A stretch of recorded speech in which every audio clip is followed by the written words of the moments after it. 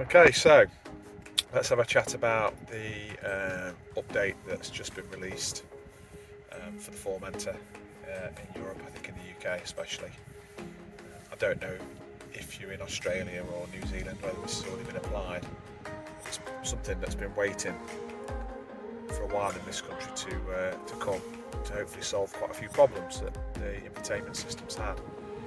So first of all, if you want to check what software level you're on, so you need to press that multi-layer switch, go to settings, and then to system information. As you can see, mine's now on Alpha 896. That's the software bit there. I was on, I think 1803, possibly 1804. But last week I had two major updates come through on over the air. And what it appeared to do was, it updated it from that to 896. Did it in two lots, I don't know why.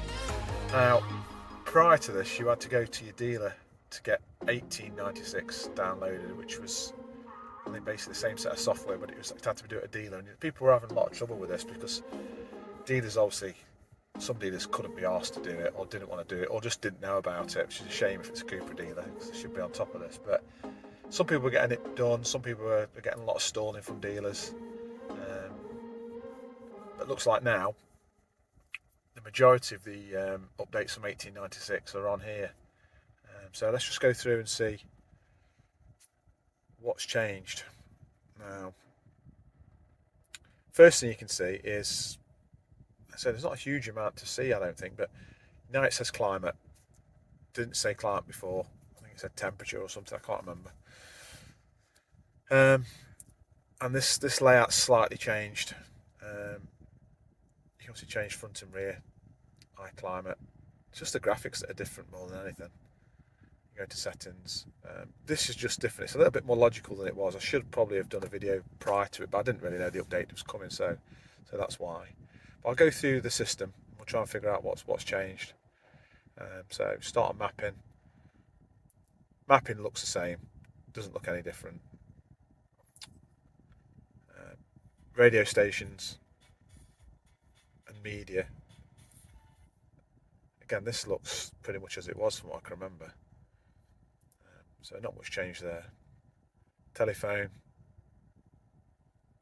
Looks a bit cleaned up, but not a lot of difference. And you go onto your graphic equalizer and sound effects. I think this is new. I don't remember seeing this before. So you can set it so it automatically focuses the music on the people who are in the vehicles. There's two of you in there. It goes to this dot will cover both of it. If you've got a full house, it'll cover all the seats. And then you can have it as all. Now, I've put it on auto before, and when I've come to adjust, it's gone back onto this. So I don't know if it's got a problem, whether that's just what it does, whether it just switches back to auto. I don't know. It does sound slightly better, I think. It just focusing more on you. You get some more 3D effects around you as such. So that's quite good. Android Auto, that hasn't changed. So let's have a look what else we've got. Okay, so you need to press it again. I'll tell you what has changed. On these tiles, I had it set so that I can find it. No, this is all telephone stuff.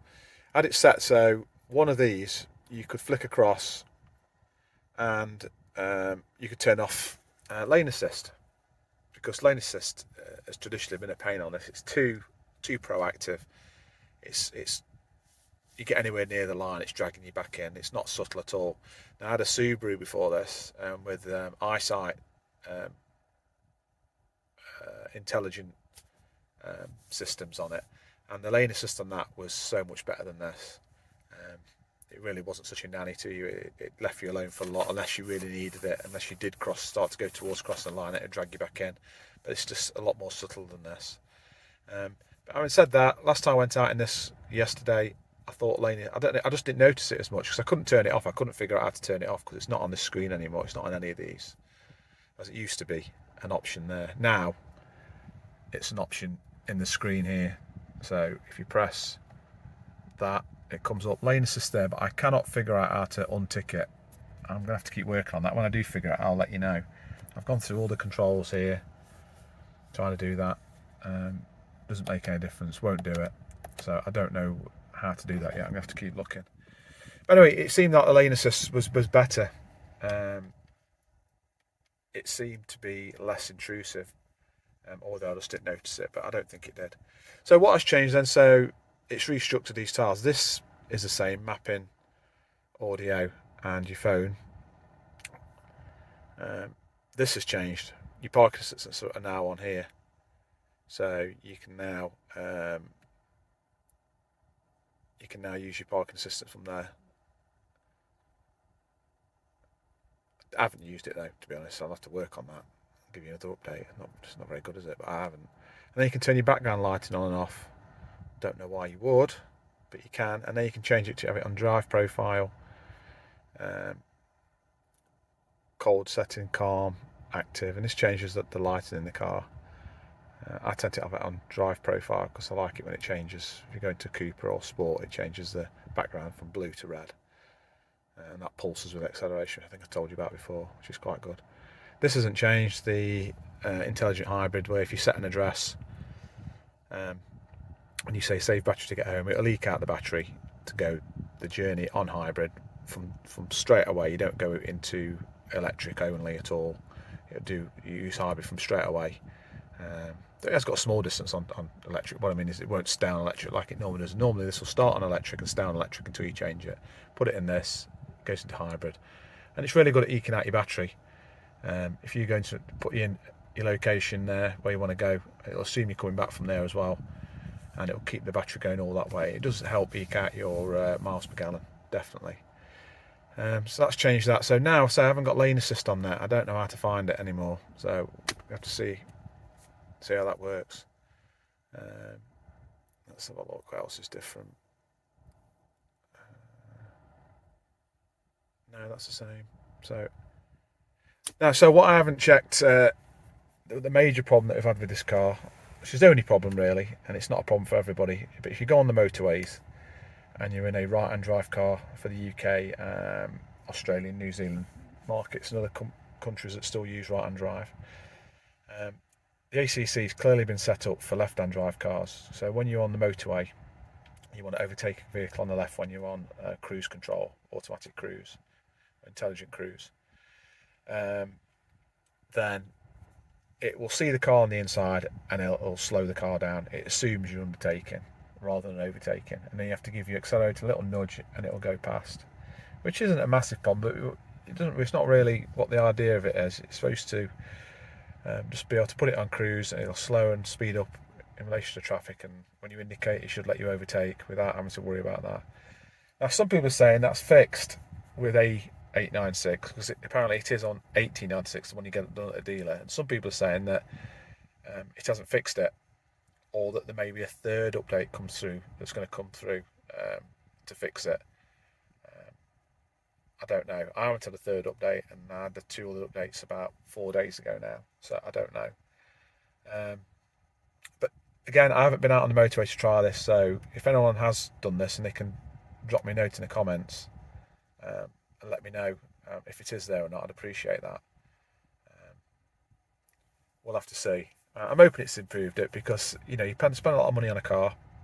It's a great car. I love everything else, but it's just the automatic cruise, the intelligent cruise is just not up to what it should be. Again, harking back to the Subaru I had before, which was an XV 2018. The cruise control and lane assist and all the intelligent features like that were so much better than this. They all just worked, and you can turn them off easily as well with a button, rather than have to go through 15 layers of systems in this. So we'll see. Anyway, it looks like I've got an update. I don't know what it's going to be. Possibly be Alexa again, because it's trying to prompt me to install the Alexa, which I've tried and I've used it, but it's not very good. So I keep taking it off again, and it reminds me again. But let's have a look. This is where you'll find your messages. And yeah, it's about the Alexa app again, which I've installed about 3 times. It just doesn't work. And to be honest, I just use Android Auto, so I'll get rid of that. But I know it'll come back. So anyway, yeah, so it's only a very brief video. I'm sorry I can't, perhaps I haven't explained it as best I could, but I'm still waiting on a few things. Like I say, I need to know how to change the lane assist. I need to know if this ACC is actually working. Hopefully over the next few days, people either let me know or I'll have a chance to try it. And when I do, I'll come back on. Anyway, thanks very much. If you have enjoyed this video on the previous series, please like and subscribe. I appreciate it. I'm over 100 subscribers, which isn't a lot in the YouTube world, but it means a lot to me, and it encourages me to carry on doing these updates. But so anyway, thanks very much. All the best. Take care. Bye bye.